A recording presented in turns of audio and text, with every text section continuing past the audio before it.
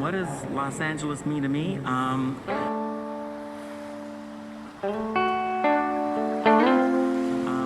always thought that LA is a place where dreams come true. Los Angeles is like an amazing city. It's not just a tourist destination for me, it's also home. Hello, je m'appelle Sophie Janinet et vous écoutez LA Portraits. Ça fait plusieurs semaines que je vous promets cet épisode pour découvrir Altadena, ce quartier au nord-est de Los Angeles, complètement dévasté par les feux de janvier, à travers l'interview d'un couple qui a tout perdu pendant cet incendie. Ils s'appellent Holly et Ashley, et ils m'ont fait confiance pour vous partager leur histoire que j'ai choisi de découper en 3 parties. L'épisode d'aujourd'hui est celui de toutes les rencontres. La leur, individuellement avec Los Angeles et sa communauté de théâtre, et puis la leur en tant que couple, celle qui a été le début de leur histoire d'amour. Leur rencontre avec Altadena aussi. Vous allez l'entendre, pour eux cet endroit était vraiment très très spécial. Altadena is like the best hidden gem in LA. Altadena, c'est le secret le mieux gardé de Los Angeles. Il y a de la couleur partout, des fleurs, des arbres fruitiers, des pans sauvages qui se dandinent dans les rues.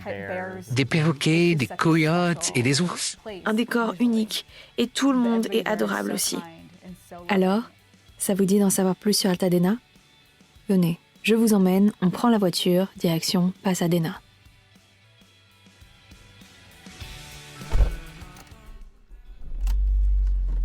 Ce jour-là, en chemin pour rencontrer Holly et Ashley, j'étais très touchée par les événements qui venaient tout juste de se dérouler et je me demandais comment l'interview allait se passer. Les feux venaient d'être maîtrisés après plusieurs semaines de travail des pompiers. Cela faisait moins d'un mois qu'Holly et Ashley avaient perdu leur maison quand ils ont accepté de me parler, sans m'avoir jamais rencontrée. Et quand je suis arrivée, on s'est tout de suite bien entendu. Your destination is on the right.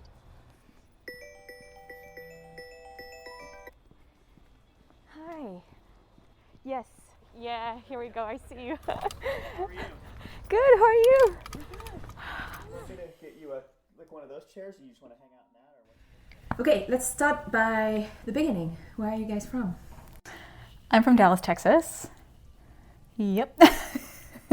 Big jump. Yeah. Je viens de Dallas, au Texas. Donc, c'était un gros changement pour moi. Je suis arrivée il y a 12 ans, je crois, directement de Georgie, où j'ai fait mes études. On est tous les deux acteurs. C'est pour ça que je suis venue au départ, pour faire du théâtre.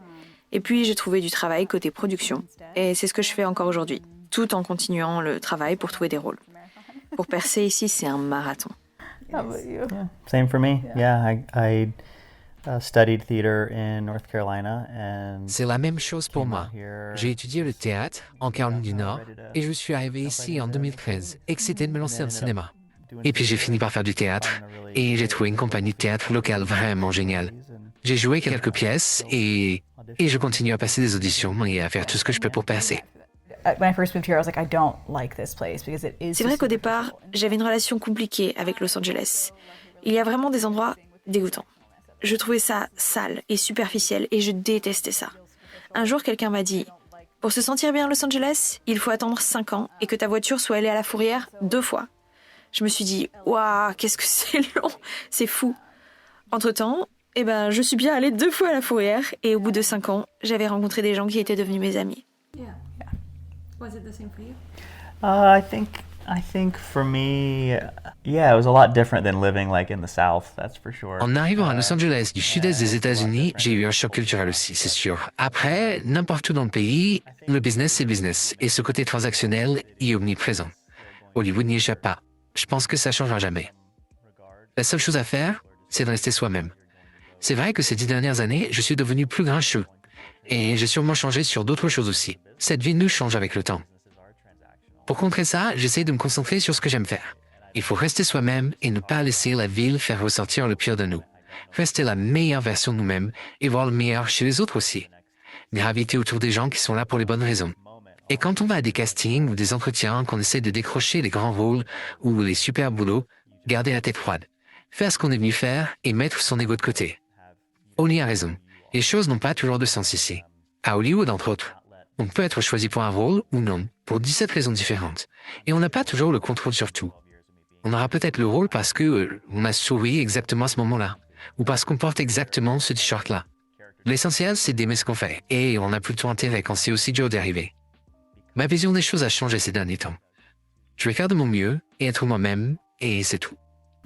With almost every city, but specifically because this city is transactional. You are coming here with a goal. You're coming here with a dream in mind. Je pense que c'est difficile ici parce que cette ville, elle est transactionnelle. Les gens viennent habiter ici avec un but, un rêve. Ils savent qu'ils doivent rencontrer telle personne, parler à telle personne, entrer dans tel bureau, aller ici, là, tout ça pour réaliser ce rêve. Il y a un côté égoïste. Et on est malheureux ici tant qu'on ne s'est pas fait de vrais amis. C'est à tel point qu'il y a eu un moment après être arrivée où je ne voulais plus devenir actrice. Tout ce que j'entendais ici, c'était du blabla sur le physique, les followers sur Insta, etc. Je me disais, ce n'est pas le rêve avec lequel j'ai grandi. Ça n'est pas ce que je comprends de cette forme d'art. Je ne veux pas faire ça. Je ne veux pas faire partie de ça. Et puis, j'ai trouvé ces petites communautés de gens qui font du théâtre. Et c'est là que j'ai rencontré mes amis. Déjà, le fait d'être à l'est de Los Angeles, c'est pas aussi superficiel. Et puis, en emménageant à Altadena, là, c'était carrément le rêve. And then moving to Altadena, I was like, oh, I love it here. I said it all the time. Obviously, we didn't know it. Yeah. So we met doing theater. Ashley et moi, on s'est rencontrés dans une compagnie de théâtre il y a 10 ans. Et nous sommes ensemble depuis 5 ans, c'est ça? Oui, après notre première rencontre, on ne s'est plus croisés pendant un bon moment. Notre relation s'est développée autour du jeu. On a commencé à passer du temps ensemble après une répétition d'une pièce de théâtre. On répétait tous les samedis soirs, donc on a commencé à se voir plus.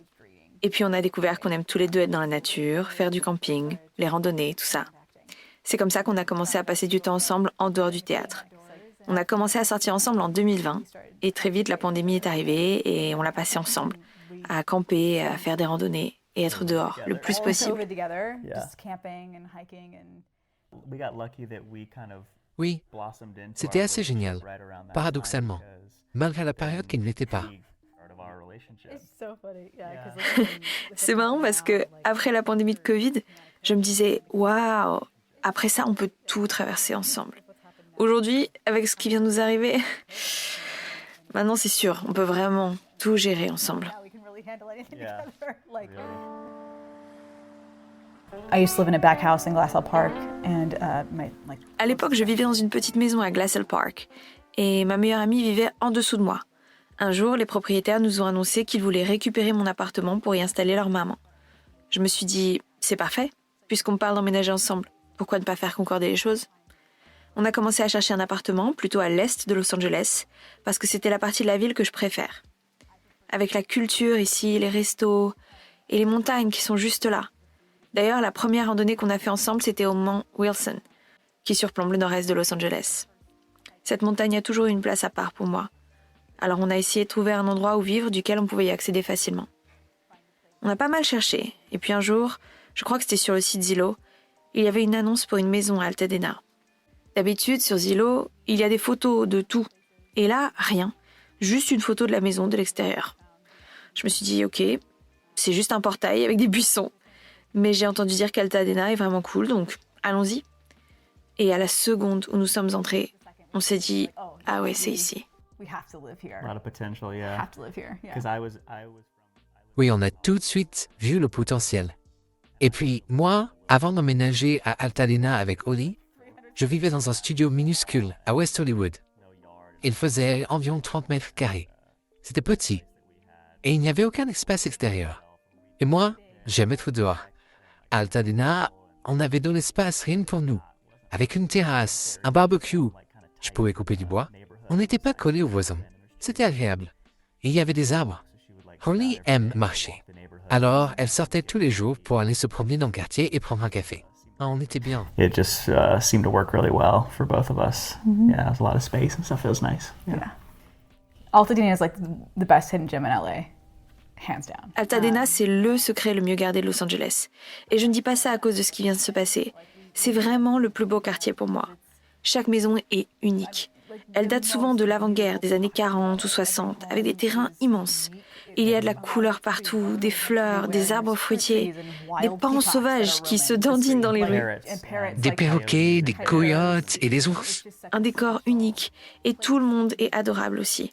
C'est un quartier où la plupart des gens sont là depuis 20 ou 40 ans, et ça se sentait. dans les restos, les bars, le troquet du coin, le Rancho Inn. C'était vraiment pas cher du tout et on n'y trouvait que des gens du coin. Il y avait ce côté petite communauté avec plein d'écoles et autant d'églises que de débits de boissons. C'est drôle. On sentait que tout le monde connaissait son voisin. Notre maison était séparée en 3.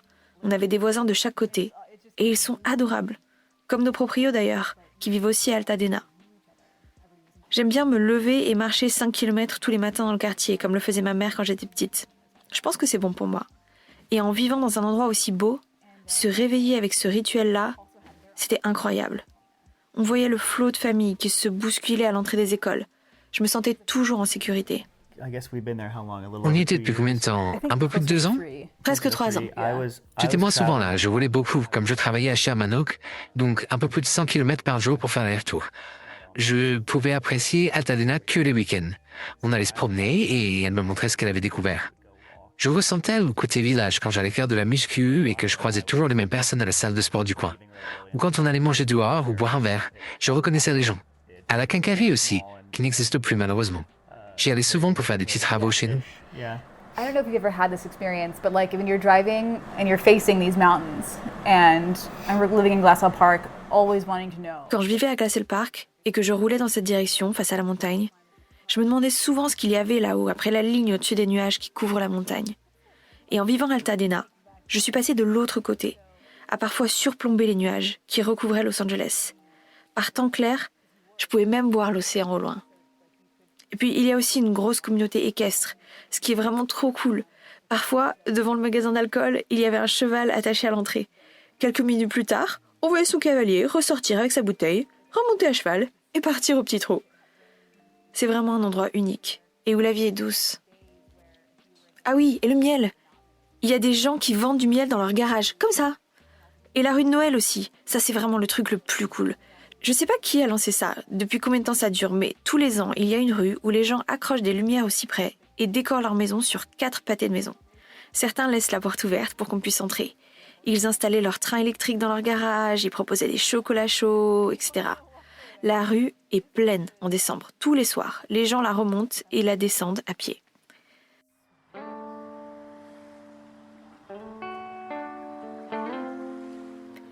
À un moment donné, on s'est posé la question de déménager pour le travail d'Ashley.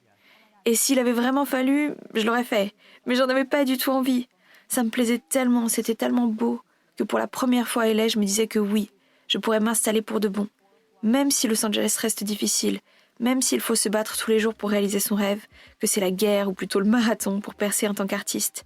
Mais un marathon à l'aveuglette, il faut tâtonner, c'est dur. Mais c'est parce qu'on a trouvé nos amis et notre maison à Altadena qu'aujourd'hui, je ne me vois pas partir. En tout cas, pas tout de suite. Altadena, c'est Los Angeles, mais ce n'est pas Hollywood et tous les gens que ça attire. Tout le monde accepte tout le monde. Everybody accepted everybody. Il a fallu montrer patte blanche un peu pour entrer dans cette communauté de gens qui se connaissaient depuis des décennies. Montrer qu'on n'était pas là par hasard, qu'on aimait Altadena. Pour qu'ils comprennent qu'on voulait faire partie de cet endroit génial, cette communauté qu'ils ont mis tant de temps à créer. Même si nous, on n'était que locataires, on débarquait du coup. Le dimanche, il y avait toujours une foule de gens partout. Des fêtes devant les maisons, des barbecues. C'était un quartier hyper familial. Tout le monde dit bonjour à tout le monde. Même quand je me promenais à 6h du matin, tout le temps. On a rapidement été acceptés. Une fois ou deux au début, un voisin sortait de chez lui pour me demander pourquoi je me garais devant sa maison. Et une fois que j'expliquais avec le sourire que je n'avais pas la place de me garer chez moi, mais que j'habitais à quelques rues de là, ils s'adoucissent. Après, ils me saluaient, tout simplement. I rarely met somebody who wasn't nice. J'ai rarement rencontré quelqu'un à Altadena qui n'était pas vraiment sincèrement gentil. Les gens sont accueillants et compréhensifs. Même ce fameux lundi avant l'incendie, en me promenant le soir, j'ai vu un monsieur à 2 pas de chez nous traverser la rue pour parler à sa voisine d'en face. Il lui demandait si elle se sentait prête à affronter les vents. Elle disait qu'elle avait 2 ou 3 choses de prévues. Et lui répondait qu'il avait des conserves et un générateur électrique et qu'il ne fallait pas qu'elle hésite si besoin, qu'il lui en apporterait. Je me rappelle m'être demandé en entendant ça, ce qui nous arrivait dessus. Si les voisins commençaient à veiller les uns sur les autres comme ça. What's going to happen? The fact that we have neighbors that are, checking on each other already, even before. Voilà, c'est la fin de cette première partie de l'histoire d'Holly et Ashley. Dans le prochain épisode, vous entendrez leur récit de la nuit du 6 janvier 2025, quand leur vie, et celle de millions d'Angelinos, à basculer. D'ici là, n'hésitez pas à partager cet épisode et ce que vous en avez pensé. Ce podcast, c'est aussi le vôtre. S'il y a des sujets sur la vie à Los Angeles qui vous intéressent, dites-le moi sur Instagram. En tapant le podcast sur LA dans votre barre de recherche, vous trouverez le compte où vous pouvez vous exprimer. Ou sur Facebook aussi, sur le compte LA Portraits. Vous trouverez tous les liens dans la description. C'est tout pour aujourd'hui. À bientôt dans le prochain épisode de LA Portraits.